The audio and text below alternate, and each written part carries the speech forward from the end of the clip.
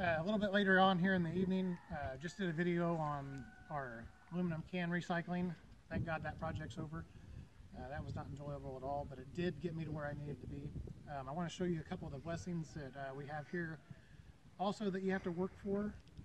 Nothing is free, and definitely if you don't have the funds at the moment, you're going to have to work for what you get. All kinds of blessings that we overlook all the time. If you look out there, we have these chickens here. They're free range, and I have fed them very little, and I'll show you here in a minute here just how much they've actually been eating. So I went and I picked this hen out from the chicken house, and today's the day that she's going to lose her life, and we're going to eat her. I hate everything about killing these, but in all honesty, I have expended everything that I had in the freezer, and I just thank God that we was left with what we have here. We have several old hens and some younger roosters from over the summer that we have been able to utilize here. So I want to show you. So you always hear about the grandma and the kids going to help their grandma butcher chickens and how she cut their head off and they flop around and run around on the ground, and you always hear that story. That's usually a lie. Usually kids say that, and if their grandma was butchering chickens, then she's a pretty old grandma and they're pretty old grandkids, because there's not too many people do that today. This is kind of out of necessity.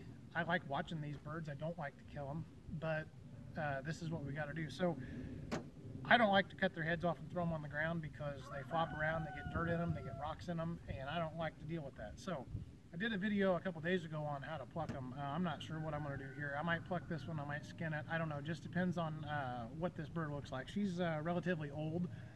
Here's some other blessings. These were in the hen house. This isn't usually something that happens in the winter, especially on cold days like today. Usually you have to wait till daylight hours start getting a little bit longer and warmer temperatures for eggs, but for some reason these have just laid all winter. I guess that's part of God's plan and how He provides. So we're going to go ahead and do what needs to be done with this one. I always use a pair of snips, and of course you do have to take the head off so it bleeds well. So that was painlessly done.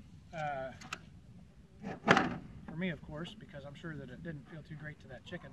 But what I do is I just hold them over here rather than let them flop around the yard, and let them bleed out good. Let that blood go down the drain. It's important that you let them bleed good, and it's also important that as soon as this thing stops moving, you start pulling feathers, because the cooler they get, the harder it is to get them feathers out. And we're not going to boil this. I think I probably will pluck this. She feels pretty good. So I think I will pluck her, and I'm not going to boil any water. I'll just have to do my best that I can with plucking the feathers. But when you do this, you want to start immediately. Just start pulling feathers. You know, that's the main thing there. You want to get these feathers out of them, and you want to pull with the skin. Okay?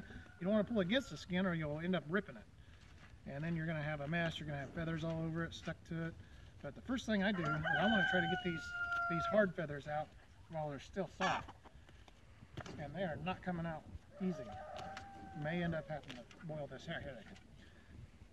So anyway, get them wing feathers out and start pulling. And you'll start to see this unfold and see the skin.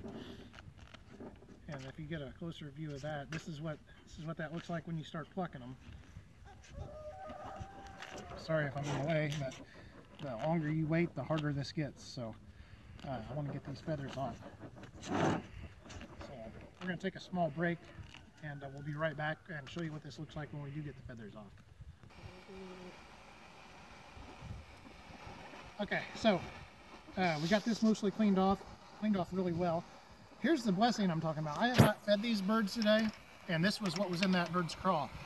That means that I have had these chickens out on free range and have not had to feed them, have not had the feed costs in them, and that is what makes this kind of a blessing from God.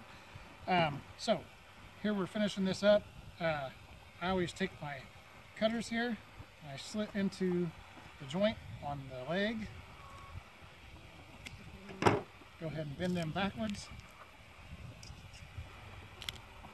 take your knife, cut the foot off, because that's nasty. Then, what you have left is, you have a carcass with all the pin feathers on it, okay? This is before you wash it in the house, in the sink. And you can see those little pin feathers on there. All you do is you take a torch, lightly go over it. You don't want to eat feathers, so anything that's left as far as the feather goes, this will singe it off. I know it don't look like it is right now, but it definitely is. And when you run that underwater, you'll notice that they come out exceptionally well. The torch went out, we're gonna have to get that going again. But the trick to it is you don't want to get too close to it, and you don't want to cook the skin.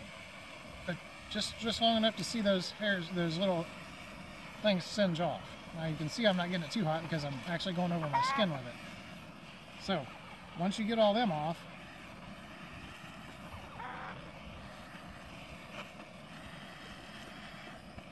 it's time to go ahead and take the innards out. So that part's done. Now, this is always the trickiest part for me. I always come up to the front here and I go ahead and I cut a hole out in the front where their crawl is at, so I have access to it. Now, come back here and you go ahead, and I always pinch this together to find the soft spot, and I make a slit. That sucker is full of fat. Boy, he would have made some good chicken and noodles, but we're going to fry her. So then all you do is you stick your hand up in there, and this is probably the part that everybody will complain about, all the tree huggers, and you grab a hold of it and it just all comes out at once. Be careful not to bust any guts. You want to save the heart, you want to save the gizzards, you want to save the liver. Those are good to eat. Just put them in a bowl beside it. I don't save that stuff because I'm in a hurry to eat the thing today. So anyway, that's all out now. Once I pull this out, there you have it. So I always go ahead and cut this little flap of skin off because you don't eat it anyway. And then you have what's left there, and you ought to be able to feel all the way through to make sure you got all the innards out. And I like to cut this hole in the front first, that way I can run cold water through it, because you're going to want to get this thing chilled down immediately, especially if you do this into the summer months or the fall, to where they could go bad. I usually keep a cooler of ice to immediately drop them in after I dip them in the boiling water, but of course today we didn't do that. But anyway, that's what we got going on. This is our work for today, right along with our aluminum can pickup, which I cannot stress anymore how glad I am that that is over. But I made a deal I'd meet God halfway and do whatever it took to finance what I needed to finance. So this is what we got. We're going to take this in, and we're going to go ahead and get him fried up. Can't wait. Talk to you next time.